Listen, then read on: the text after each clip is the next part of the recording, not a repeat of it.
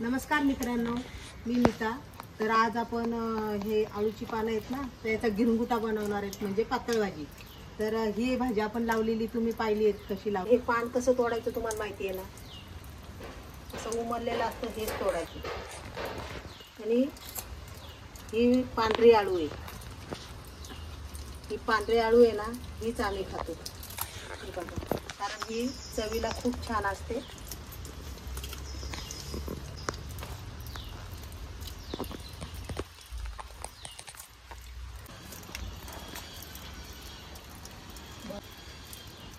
आपण तोडून आणलेली आहे पानं, आता तोडून आणलेली आहेत ही आपण।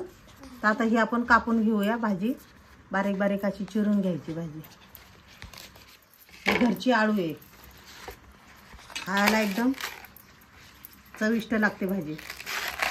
आणि याची पांढरी पानं असतात आणि दुसरी वडीची असते ना ती काळी।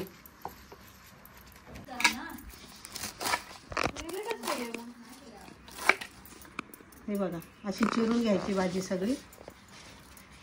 हे बघा हे पान बघा, हे पान जास्त हिरवट नाहीये, याच्यात भाजीत प्रकार असतो।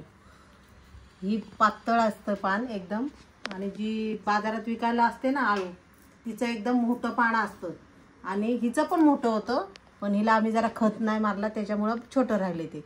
पण याचं पान पातळ असतं एकदम अगदी, पण खायला एकदम चविष्ट लागते ही भाजी।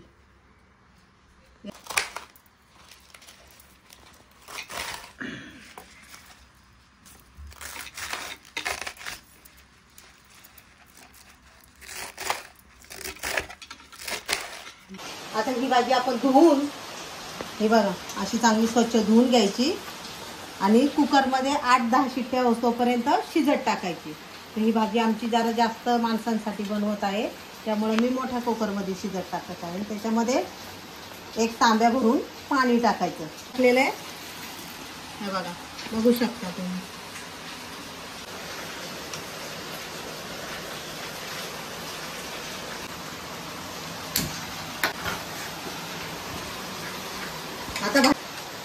आता ही भाजी कुकरमध्ये शिजत टाकलेली आहे। कुकरमध्ये का टाकायची, तर चांगली 8-10 शिट्ट्या घेतल्या ना की मस्त शिजून निघते आणि घशाला खवखवत नाही, त्यामुळं भाजी कुकरमध्ये टाकायची।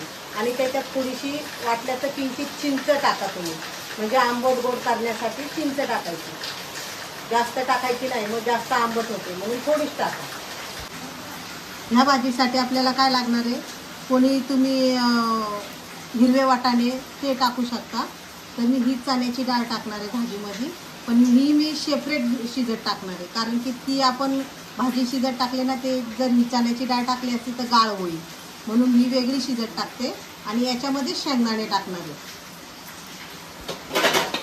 अशी डाळ धुवून टाकायची, त्याच्यामध्ये वेगळी डाळ शिजवून घेते, त्याच्यामध्ये थोडं पाणी टाकते, अर्धा तांब्या, जास्त पण शिजवायची नाही,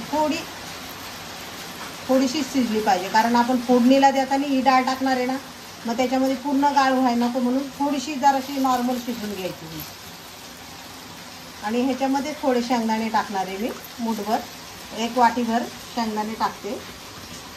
हे बघा आता हे शिजून घेऊ आपण थोडंसं जास्त। आता हे आपण शिजत टाकलेली आहे डाळ, थोडीशी कचवट शिजून घ्यायची।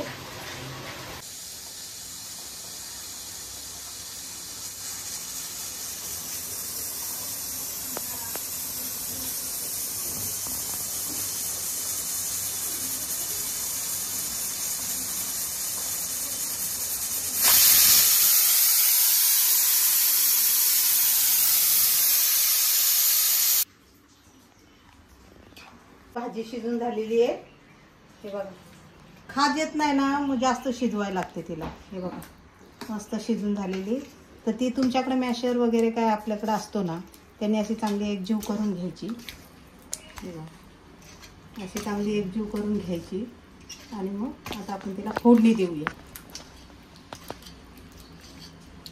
हे बघा अशी एकदम एकजीव करून घ्यायची। टाकूया आता ह्याच्यात मी मोहरी टाकलेली आहे, आणि या भाजीसाठी फक्त आम्ही लसूण वापरतो, तर मी लसूण टाकलेला आहे। हळद टाकूया, तिखट मसाला तुमच्या आवडीनुसार किती तिखट पाहिजे तसं टाकायचं. त्यानंतर थोडा त्याला असा भाजून घ्यायचा. हिंग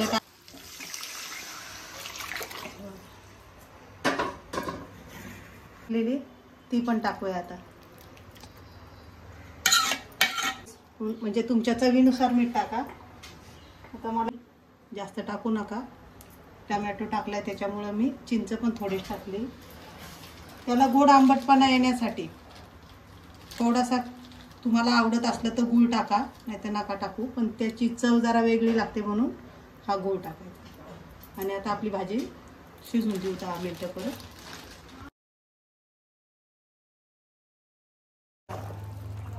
मस्त तर्री आलेली आहे आणि भाजी पण छान शिजलेली आहे.